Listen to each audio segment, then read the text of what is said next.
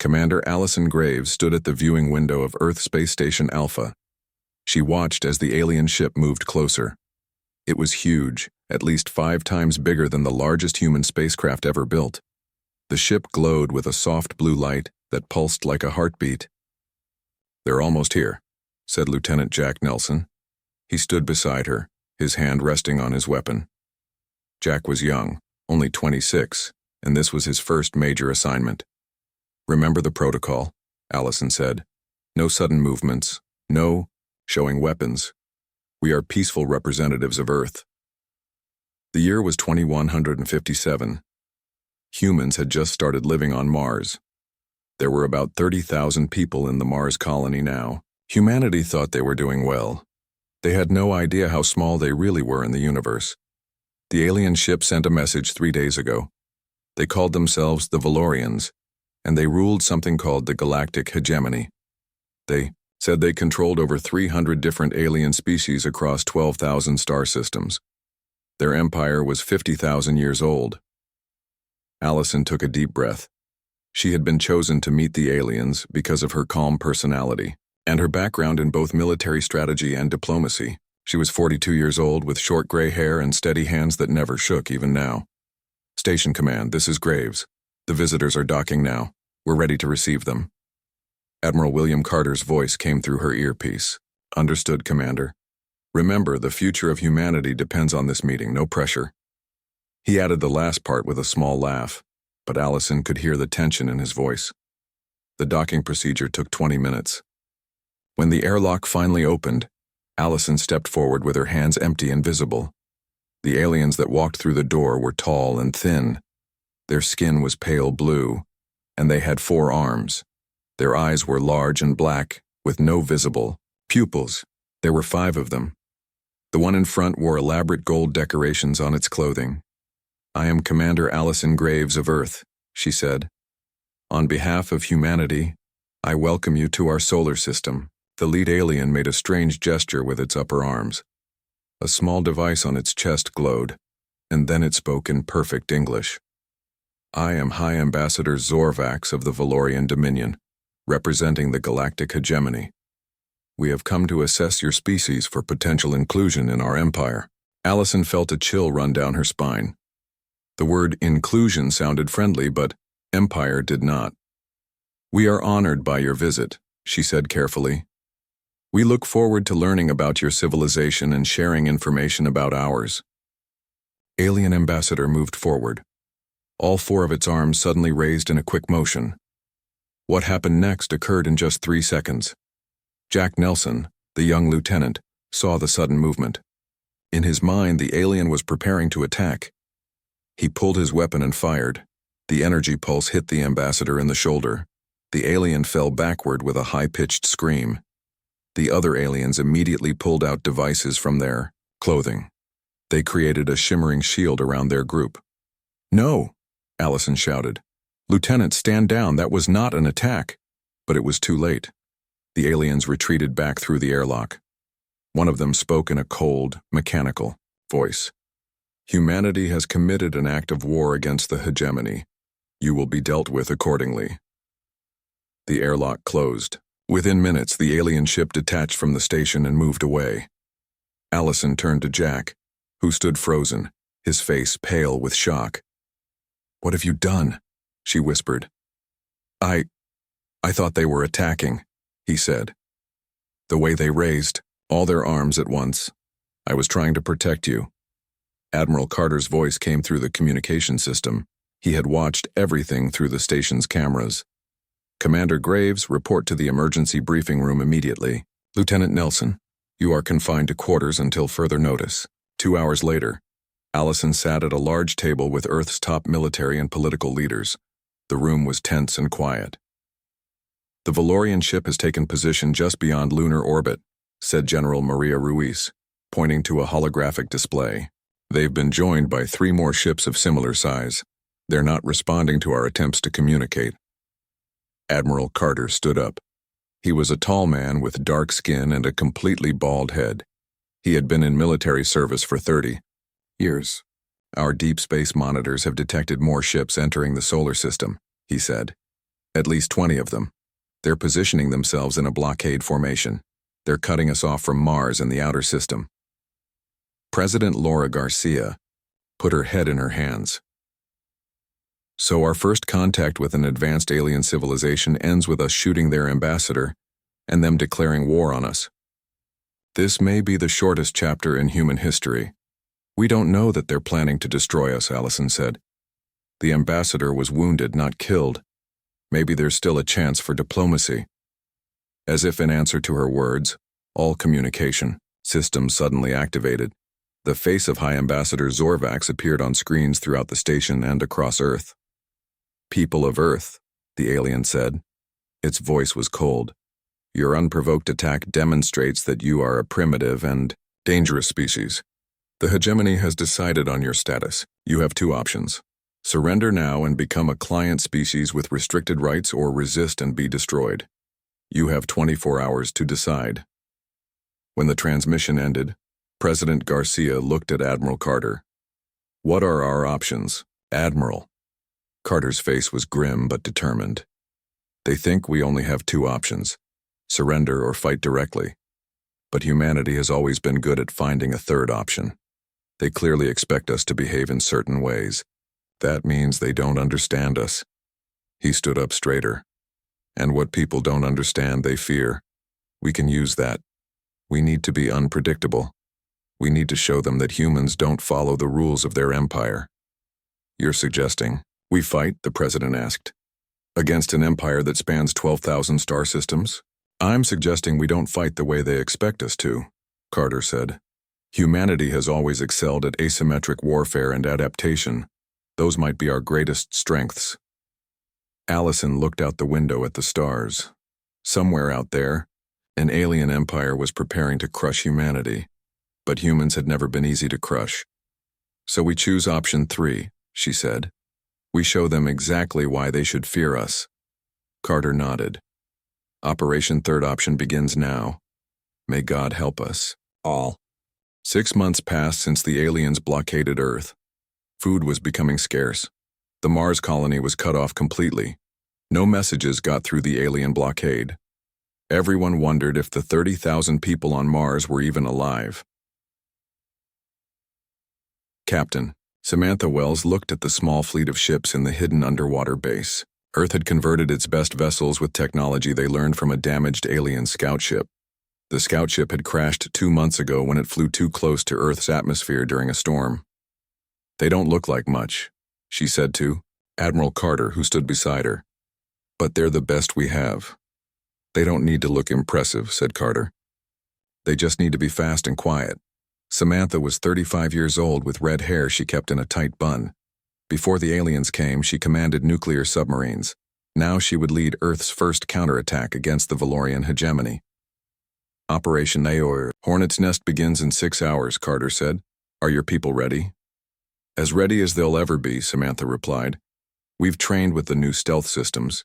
If they work like we think they will, the Valorians won't see us until it's too late. On the other side of the base, Dr. Alan Wright worked frantically in his lab. He was a xenolinguist, a person who studied alien languages. He had spent months analyzing the transmissions from the Valorian ships. I think I've found something interesting, he told his assistant. Look at these signals. They're not going to the main Valorian fleet. They're being sent somewhere else in their empire. Alan was 48 with glasses and messy brown hair. He hadn't slept properly in days. There's a pattern here, he continued. I think some of the alien species in the hegemony aren't happy with the Valorians. They're using a hidden communication channel. 6 hours later, Samantha's fleet of 12 ships slipped out of Earth's ocean.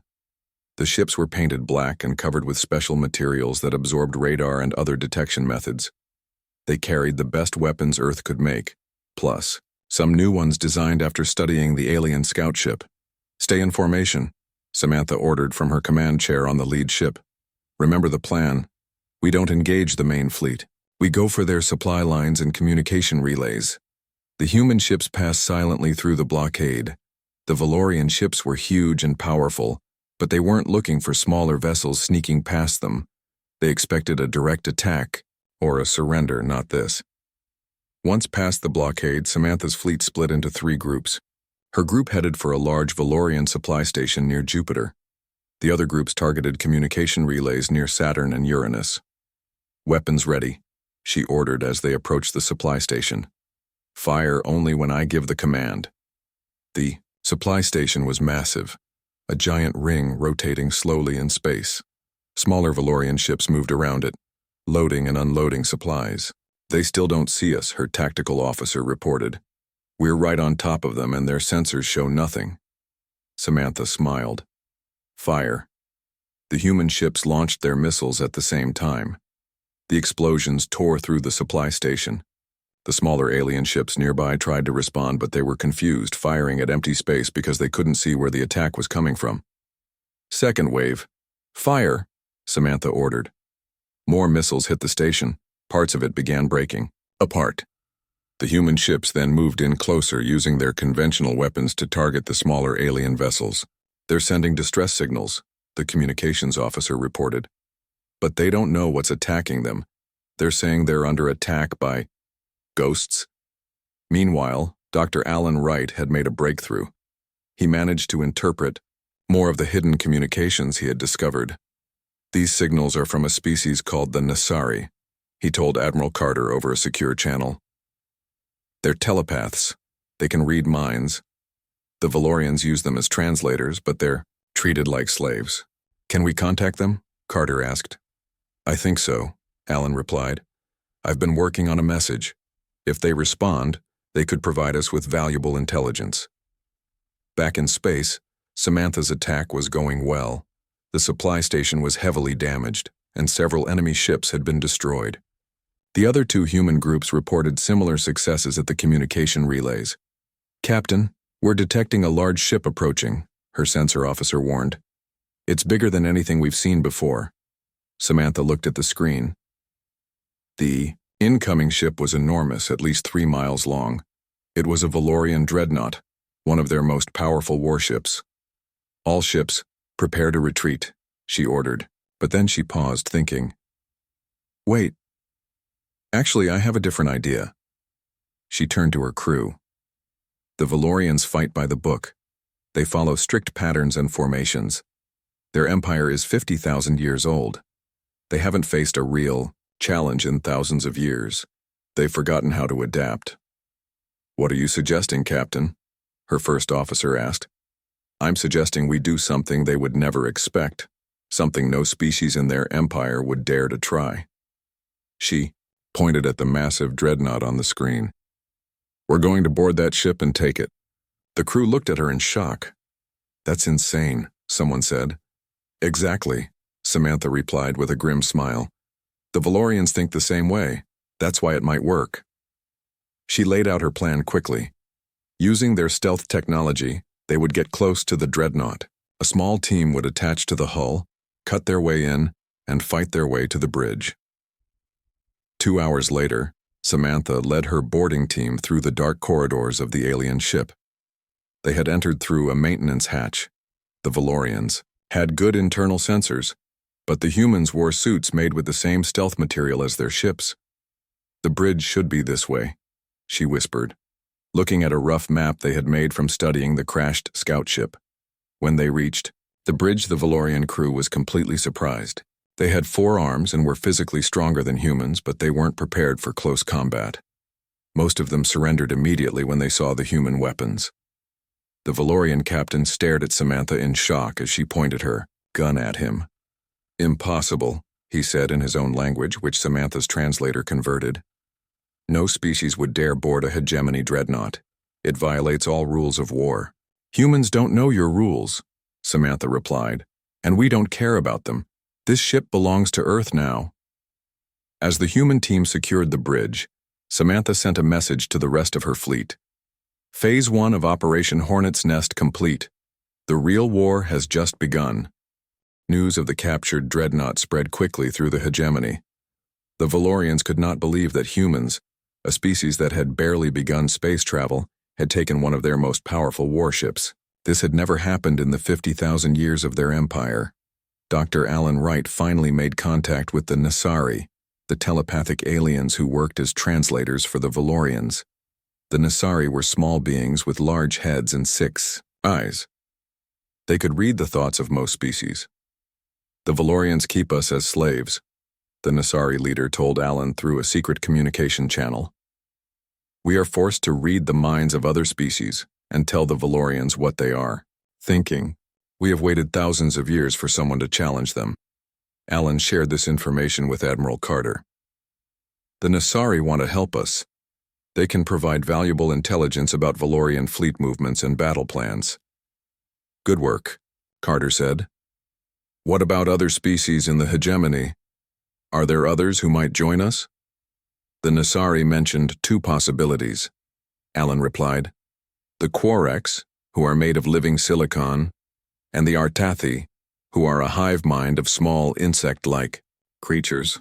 Both species are treated poorly by the Valorians. Meanwhile, Samantha Wells and her crew had learned how to operate the captured dreadnought. They renamed it Defiance and used it to attack other Valorian ships. The Valorians were confused by seeing one of their own ships fighting against them. 3 months after the capture of the dreadnought, the Valorians decided to send a terrible message to Earth. A fleet of their ships approached Mars. They're positioning planet-killer weapons, reported the Earth monitoring station. They're going to attack the Mars colony. There was nothing Earth could do. The weapons fired. The surface of Mars erupted with massive explosions. In minutes, all 30,000 human colonists were dead. When news reached Earth, people were filled with grief and anger. President Garcia addressed the world. Today we have witnessed the true nature of the Valorian hegemony, she said. They have killed our people on Mars to frighten us into submission. But they have made a grave mistake. Humans do not surrender when attacked. We fight harder. Admiral Carter activated Protocol Omega.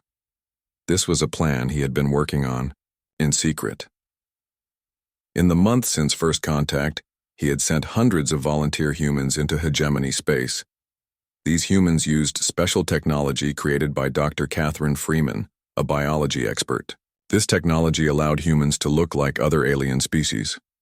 The volunteers infiltrated Valorian planets and space stations, posing as maintenance workers, cargo handlers, and other low-level positions. When Protocol Omega was activated, all these hidden humans began sabotage operations. They destroyed power stations, communication arrays, and transportation hubs across dozens of Valorian worlds. At the same time, Lieutenant Greg Howard led a special forces team on a mission to rescue humans who had been captured by the Valorians. The team discovered something shocking in a Valorian research facility. They've been studying us, Greg reported back to Earth. They're afraid of human genetics. Unlike most species in the hegemony, humans weren't engineered to be specialized. We still have the genetic diversity of a young species. The captured Valorian scientists revealed more. Most species in the hegemony had been genetically modified over thousands of years to excel at specific tasks. This made their societies efficient, but took away their adaptability. Humans, with their genetic diversity, could adapt to almost any situation. That's why they fear us. Admiral Carter realized. We're unpredictable. We can survive in environments that would kill them. We can come up with solutions they would never think of. Armed with this knowledge, Carter sent messages to the Nasari, Orcs, and Artathi leaders. He proposed a formal alliance, the Free Species Coalition. Each species would bring its unique abilities to fight against the Valorian hegemony. The Nasari could use their telepathy to intercept Valorian plans and communicate secretly with allies. The Orcs, with their silicon-based intelligence, could hack into Valorian computer systems. The Artathi could coordinate perfect swarm attacks with their hive mind. We need to hit them where it hurts, Carter told the alliance leaders. The Valorians have ruled for 50,000 years because no one has seriously challenged them. Their empire is vast but fragile. They don't know how to handle rebellion. The first joint operation of the Free Species Coalition targeted a major Valorian shipyard. Orcs hackers disabled the defense systems. Artathi swarms infiltrated the facilities and planted explosives. Human and Nasari forces led the main attack. The shipyard was destroyed, along with 30 Valorian warships that were under construction. The coalition forces escaped before Valorian reinforcements arrived. Similar attacks followed across hegemony space. The Valorian military, used to fighting conventional battles against predictable enemies, struggled to respond to these hit-and-run tactics. 6 months into the coalition campaign, the Valorian High Command held an emergency meeting on their homeworld, Valoris Prime. "This situation is unprecedented," said the Valorian Supreme Commander. "These primitives are using tactics that violate all established rules of warfare. They attack and then disappear. They infiltrate our facilities disguised as other species. They turn our own people against us. We must use our ultimate weapons," suggested another commander. "We can destroy Earth as we destroyed their Mars colony." "No," said an ancient Valorian who rarely spoke at these meetings. "I have studied the archives of our earliest wars, 50,000 years ago. There was another species like these humans. Once. They were adaptable and unpredictable, just like humans. We tried to destroy them with overwhelming force. It only made them more determined." "What happened to that species?" asked the Supreme Commander. "We eventually defeated them, but at terrible cost," the Ancient One replied. "Half of our worlds were destroyed in that war. If we follow the same strategy against humans, the outcome might be worse. They have already found allies among our subject species." "Then what do you suggest?" "We awaken the warrior caste. They have been in stasis for 20,000 years since the last major war.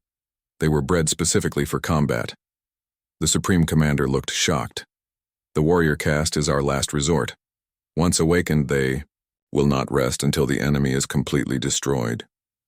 "Then so be it," said the Ancient One. "These humans have left us no choice." 2 years into the war, the Free Species Coalition had grown stronger. More species from the hegemony joined the rebellion each month. The coalition now controlled almost 20% of what was once Valorian space. Vice Admiral Olivia Reeves stood on the bridge of the Defiance, the captured Valorian dreadnought. She was a tall woman with dark skin and short black hair. She had been Captain Wells's second-in-command but took over when Wells was injured in battle 6 months ago. "All ships report ready, Admiral," said her communications officer. Olivia looked at the fleet display. 300 ships from Earth and their allies were gathered for the biggest attack yet. Their target was Valoris Prime, the homeworld of the Valorians and capital of their empire. "Send the message to all ships," Olivia ordered. "Operation Freedom begins now." The coalition fleet jumped into hyperspace, using technology they had learned from their alien allies. The journey to Valoris Prime would take 3 days. Meanwhile, on Earth, Chief Engineer Paul Rodriguez was working with a team of human mathematicians and Orcs engineers. They had discovered something important about Valorian technology. "Their systems all use the same mathematical patterns," Paul explained to Admiral Carter. "The patterns are perfect and precise. Too perfect."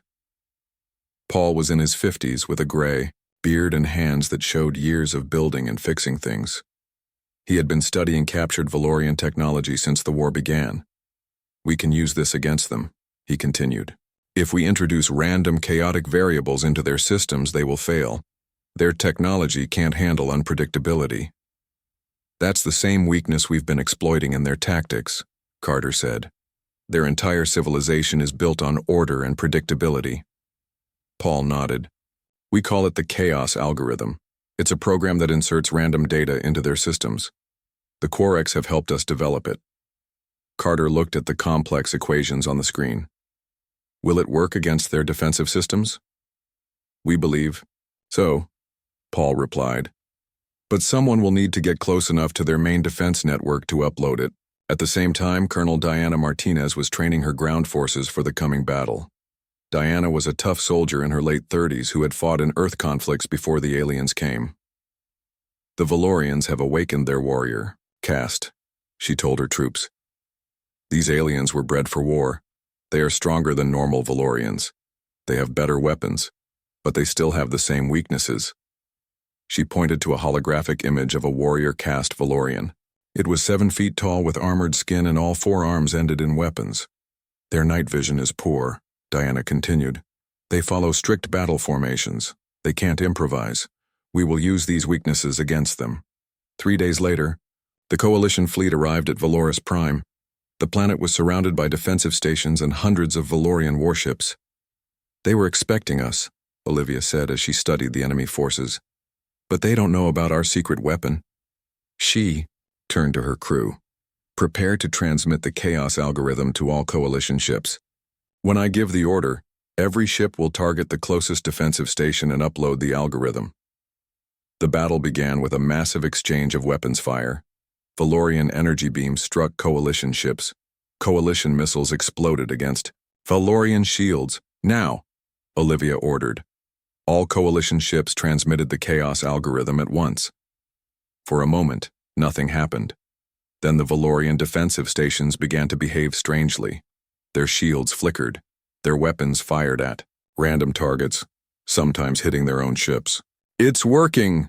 Olivia's tactical officer shouted. "Their systems are failing." But the battle was far from over. The Valorians still had hundreds of ships, and they were launching smaller vessels filled with warrior-caste soldiers. They're heading for Earth ships specifically, the tactical officer reported. "They're trying to board us." Olivia knew they had to press their advantage. "All ships, concentrate fire on the main defense station. We need to create a path for our ground forces." The Defiance led the attack, taking heavy damage as it approached the main Valorian defense station. Alarms blared on the bridge as systems failed. "The ship can't take much more of this," the engineering officer warned. Olivia made a difficult decision. "Evacuate the ship. All crew to escape pods. I'm setting the Defiance on a collision course with the defense station." Her crew looked shocked, but followed orders. Olivia stayed on the bridge until the last possible moment, making sure the ship stayed on course. Finally, she too entered an escape pod and launched away from the doomed vessel. The Defiance, the first Valorian ship ever captured by humans, crashed into the main defense station. The explosion was massive, destroying the station completely and creating a gap in the Valorian defenses. "All ground forces, launch now," Olivia ordered from her escape pod. "The path is clear." Coalition landing ships rushed through the gap, heading for the surface of Valoris Prime. Colonel Martinez led the first wave of human troops, along with warriors from the allied species. When they landed, they faced the warrior caste in direct combat for the first time. The alien warriors were terrifying, charging forward in perfect formations, their built-in weapons firing deadly energy blasts.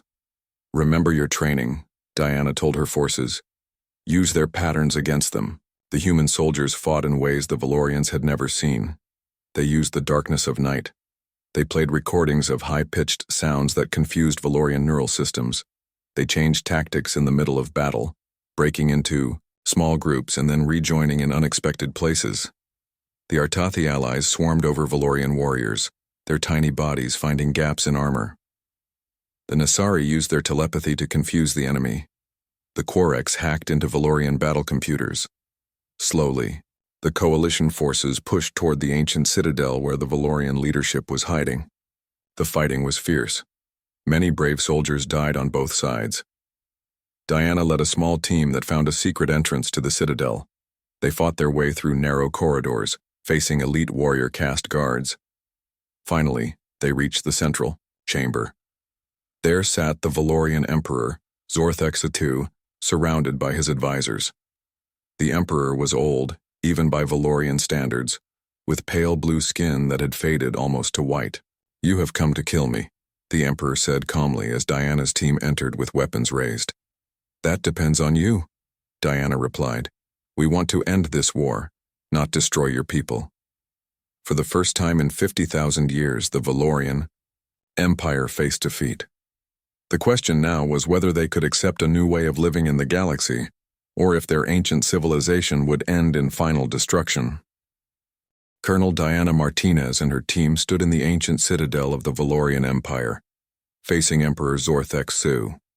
Outside, the battle continued, but inside this room, a different kind of battle was about to begin. "You fought well, humans," the Emperor said in a tired voice. "Better than we expected. No species has challenged us like this in 50,000 years. Admiral William Carter arrived with Dr. Alan Wright. They had landed on Valoris Prime as soon as Diana's team secured the Citadel. Carter looked at the Valorian Emperor with calm eyes. "We didn't want this war," Carter said. "You attacked us after a misunderstanding. You killed 30,000 of our people on Mars. But we're not here for revenge." The Emperor seemed surprised. "What else could you want to destroy us completely?" "No," Carter replied. "We want to end the hegemony. All species should be free and equal. No more masters, no more slaves." The negotiations lasted 3 days. The Valorian leadership was divided. Some wanted to keep fighting until the last Valorian died. Others saw that their empire was already falling apart as more and more species joined the rebellion. Finally, the Emperor made his decision. "For 50,000 years, we have ruled the stars. Perhaps that was too long. Perhaps all empires must end eventually." The Treaty of Valoris was signed on the 4th day. The hegemony would be dissolved. All member species would become independent. A new Galactic Congress would be formed where all species would have equal representation. As the treaty was being prepared, Dr. Wright discovered something in the ancient Valorian archives. He found records dating back to the early days of the hegemony, over 50,000 years ago. "You've seen this, haven't you?" Wright asked the Emperor, showing him the records.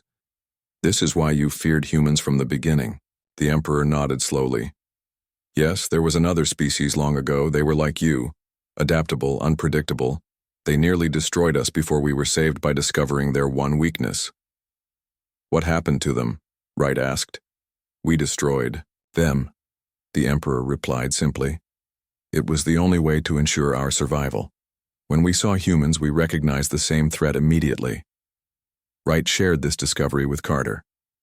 "They tried to do the same to us. They saw our potential and wanted to eliminate us before we could challenge them. But they failed," Carter said. "And now everything changes." 1 year later, representatives from 300 alien species gathered on Valoris Prime for the first meeting of the Galactic Congress. The grand hall that once housed only Valorian leaders now welcomed delegates from across the galaxy. Nicole Harrison, Earth's ambassador, stood at the center of the hall. She was 40 years old with long brown hair streaked with gray. Before the war, she had been a diplomat working on peace treaties between Earth nations. Now she represented all of humanity to the galaxy. "Today marks a new beginning," she told the assembled delegates. "For too long, the galaxy lived under the rule of one species. Now we all stand as equals, ready to face the future together." The Congress session lasted several days. Many issues were discussed: trade agreements, travel rights, technology, sharing, and more. The former hegemony species were experiencing a cultural renaissance now that they were free to develop without Valorian control.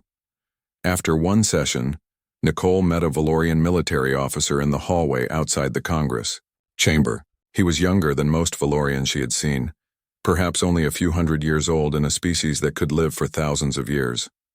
"Ambassador Harrison," the Valorian said with a small bow. "I was a junior tactician during the war. I studied your species' fighting methods." "And what did you learn?" Nicole asked. "That we were doomed from the start," he replied. "We had forgotten how to face a truly adaptive enemy. 50,000 years of unchallenged rule made us rigid, predictable." Nicole was curious about something that had bothered her since learning about the ancient records. "Your people recognized what humans were immediately. You knew we were like that other species from long ago. Why didn't you just avoid contact with us? Why risk another war?" The Valorian looked uncomfortable. "Our historians urged caution. They suggested we should simply avoid human space entirely. But our leaders couldn't accept that any part of the galaxy would be off-limits to the hegemony." "Pride," Nicole said. "It's a dangerous thing." "Indeed," the Valorian agreed. "Our ancestors left only one piece of advice about species like yours, recorded in our most ancient texts." "What was that advice?" "Don't fight. Run." The Valorian gave a small laugh. "We should have listened." 6 months later, Earth's deep space monitoring stations detected unusual signals from beyond the borders of former hegemony space. The signal suggested the presence of another vast civilization approaching from a different part of the galaxy. Admiral Carter, now head of the Combined Defense Forces of the Galactic Congress, called an emergency meeting. "We don't know if these new aliens are friendly or hostile," he told the gathered representatives, "but we need to prepare for first contact. We should send a delegation to meet them." "Humans should lead this delegation," suggested the Nasari ambassador. "You have proven yourselves skilled at adapting to unexpected situations." There was general agreement. Many species now looked to humanity as natural leaders, not because humans ruled over them, but because humans had shown the courage to fight for freedom when it seemed impossible. As the meeting ended, Carter stood alone by a large window looking at the stars. He thought about how much had changed in just 3 years. Humanity had gone from a single planet species to key members of a galactic civilization. "Do you think they'll be hostile?" Nicole Harrison asked, joining him at the window. "I don't know," Carter replied. "But whatever they are, we'll face them. Together, humans and our allies." "The Valorians feared us because we're unpredictable," Nicole said. "But that's also our greatest strength. We adapt. We find solutions others can't imagine." Carter nodded. "Maybe that's humanity's purpose in the galaxy. Not to conquer the stars, but to protect those within them, using the very unpredictability that others fear." As preparations for the new, first contact mission began. The stars seemed brighter somehow. The galaxy was no longer ruled by fear and control, but by cooperation and respect. And if new challenges came from beyond the stars, humanity would be ready, standing alongside their allies, adaptive and unafraid. The advice that had once been whispered about humans, "Run," had become something else entirely. Now, species across the galaxy had different advice about humans. Stand with them. The first human war had shaken the galactic empire to its core. But from its ruins, something better had emerged, a future where all species could reach for the stars together.